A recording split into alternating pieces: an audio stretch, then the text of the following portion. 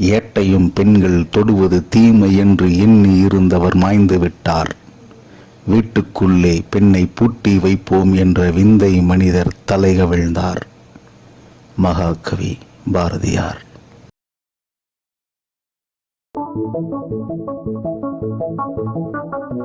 March திங்கள் இதழ் மகளிர் மட்டும் சிறப்புகளாக. இந்த இதழில் புதைக்கப்படும் ஜனநாயகம் வேண்டும் மறுதேடுதல் அலசுகிறது முகப்பு கட்டுரை. ஜூடோ நட்சத்திரம் தீபப்பிரியா, பெண்களுக்கு தற்காப்பு கலை அவசியம். 65 வயது நிலை, பச்சையம்மாள் என்னும் தன்னம்பிக்கை மனுஷி. அச்சம் தவிர, தில்லைக்கரசி நடராஜனின் தன்னம்பிக்கை கட்டுரை.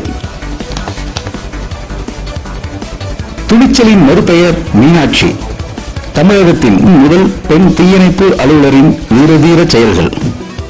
சவால்களை எதிர்கொள்வோம், இன்சூரன்ஸ் துறை பெண்களின் சுவாரஸ்ய அனுபவங்கள்.